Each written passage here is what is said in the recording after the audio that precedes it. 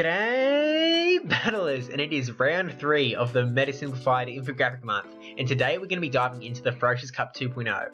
And yeah, it's taken me a few days to get this one under wraps, but it was a little more complicated than the other ones because it is a whitelist meta, which means that Silph put out a list of Pokemon that you can only use. It's not like a basic typing sort of situation, but we'll talk about all of that in a little bit. So first off, if you do want to check out the Sinister Cup 2.0 or the Timeless Cup 2.0, they'll be linked in the description below. And if you're looking for info on the Sorcerous Cup 2.0, wait until the end of this video and we'll talk about it a bit more there. But if this is the sort of content you appreciate, do go ahead and hit that subscribe button because yeah, plenty more coming out in the future. So Ferocious Cup, it was a pretty contentious cup when it first came out. It was the first whitelist meta that Silph ever did, in which you could only use Pokemon on that specific list.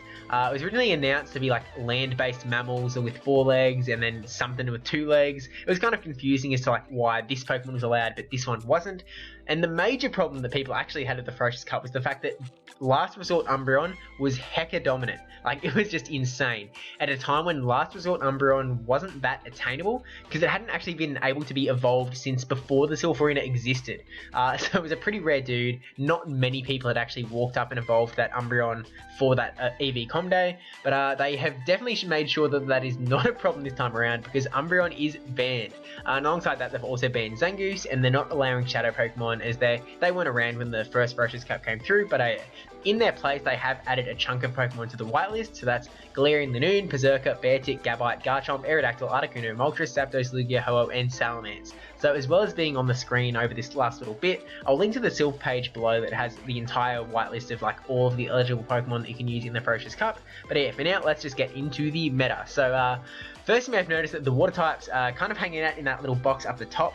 And that's because they were extremely hard to actually put onto this graphic. Like, I tried all sorts of things, but we're actually going to have a second infographic in this video that deals with the water types exclusively. So basically, they kind of act slightly differently to each other. So it was just impossible to group them all into one group. And the graphic was kind of had too much going on to have 9 different groups going on. So yeah, we just split into 2 graphics. And it is worth noting now though, that Vaporeon is #1 on PvP right now. So it's taken over Umbreon's spot as the big bad evolution to look out for. But we'll talk about the waters later on. So looking at what we do have here though, we'll start off with Ursaring in the bottom left there, because what the heck, man, he's got red arrows going all over this thing. Like, is Ursaring good? Ursaring good? So he has counter, which is pretty massive in this cup, because look at all these dudes that are weak to counter. Berserker, steel type, weak to counter. The ice types, weak to counter. The normals in the bottom right, weak to counter. Galarian Linoone up the top right, weak to counter. The only thing that's not weak to counter here is Alolan Ninetales, who is going to be getting that 1 win against Ursaring. But you might be thinking, if you know that Ursaring's moveset is counter, close combat, and hyper beam,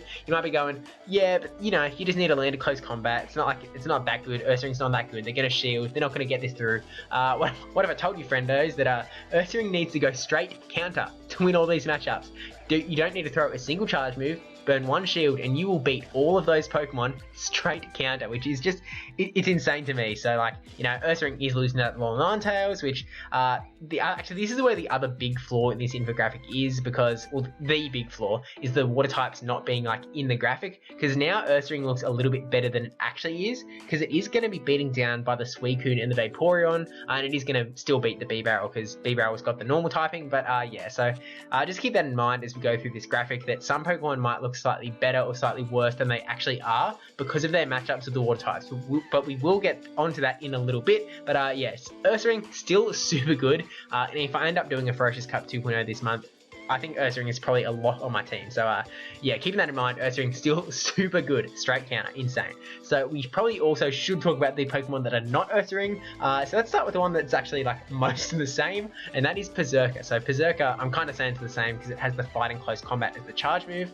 And the big difference between Berserker and Ursaring is it actually does need to land that charge move in a lot of these matchups. So, you know, not as good as straight counter, but it still does something. So it's going to be able to win out those matchups up against Galarian Linoone. And then it actually wins out the Alolan Ninetales, which is kind of a, you know, another thing that it has on top of the Ursaring. And then it also beats the ice types. It's going to lose that Ursaring, but then it doesn't have an arrow between Berserker and the Lickies, and that's because it's not as clear cut. So Berserker beats Licky Licky, but Lickitung beats Berserker. So that's just something to keep in mind, and it's why there isn't an arrow there. So moving on to Alolan Ninetales in the middle, which was one of the massive Pokemon in the original Ferocious Cup.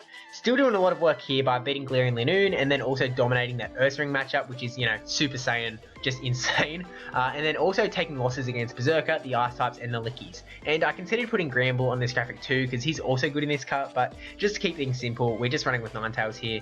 Gramble is a little bit of a side grade. It's got some slightly different wins going on. It's got a fighting charge move, so, you know, it's going to, if you can land it, it's going to be a little bit more like Berserker, I guess. It's kind of in the middle between Berserker and Alolan Ninetales. But back onto the Pokemon that are in the graphic, the Ice types in Alolan Sandslash and Piloswine are going to be losing to the Pseudo Fighters on the left, because, you know, counter, not fun. But then they're also going to have big wins up against the Alolan Ninetales, and I say big win because, you know, beating Alolan Ninetales is definitely like a massive tick in your corner, and then they're also going to be losing to the Lickies in the bottom right.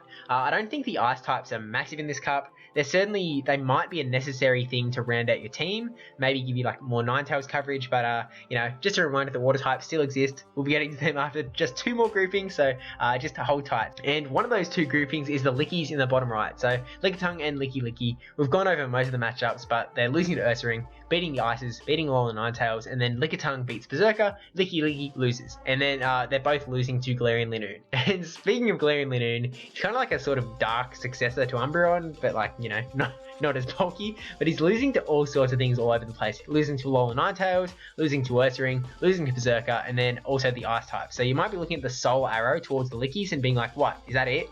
Does that earn Galarian Linoone a place on this graphic? But I will remind you that we will now be entering into the Twilight Zone. And hey, these aren't arrows. I know, but I did make one that had arrows, and it was just really yucky, really complicated, and so I thought this was a better way to just show the info and more appropriately, like, you know, compare and contrast the water types at the same time. So because we weren't quite done with Galarian Linoone, we'll actually start with him on the right hand side, because he's beating all of the water types. None of the other Pokemons can do that here, so it's kind of a decent trophy for Galarian Linoone to hold. But coming back to the start though, Ursaring, as mentioned earlier, beats Bibarel because of its normal typing, but then loses to Vaporeon and Suicune. And then they're all beating the Ice types. You know, the Ice types just get that little bit worse. And then the Lickies. Bibarel actually comes up on top against the Lickies. I thought the Lickitung was going to kind of have that in the bag because it has Power Whip. Power Whip being grass move, going to be super effective to Bibarel. But Bibarel just comes out on top. It can actually tank a Power Whip from Lickitung, which is kind of just like, I mean, one, it speaks to how defense kind of bulky Lickitung is, but then also how just buff, bulky Bibarel is. So can take a Power Whip and then straight surf down that Lickitung. So kind of insane, I thought.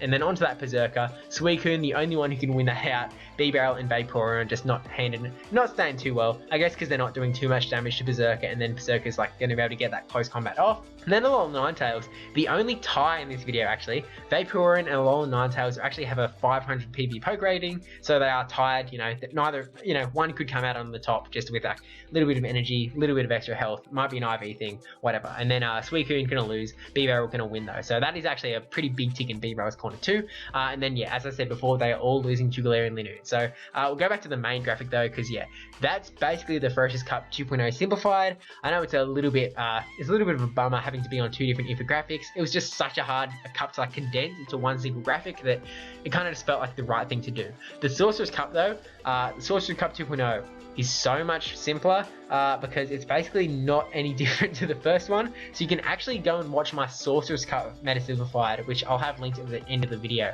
Actually no, I'll have it linked in the description. The end of the video will be the Timeless and the Sinister. But yeah, Sorcerous Cup is basically the same. So you can pretty much watch all of my battle videos too, and they'll kind of be accurate. So, you know, Snorlax is there, it kind of acts as another Licky. I'll put out a video tomorrow just for the people who are like, you know, there's only like 20% of people who started this video that have actually got to this point. So if you are one of those 20%, howdy, thank you for watching, thank you for supporting the channel. But yeah, also, you know, here is your reward of getting like a little bit of secret info. Yeah, Sorcerous Cup going to be basically the same, but I'll put out a video tomorrow kind of stating that, having an updated graphic, but it's going to be a barely updated graphic. Like, I'll have Snorlax on there, I'll have Metagross on there, but it's going to be basically the same. I'm not going to move stuff around that much. So yeah, thank you for watching. Don't forget to like, comment, subscribe, especially that subscribe one.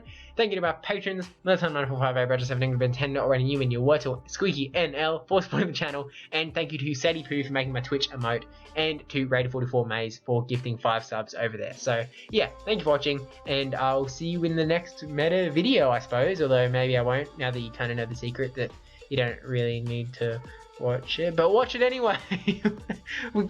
Come on, you know you want to. You want to watch the next video, don't you? Don't you? You want to hear more of this rambling, right?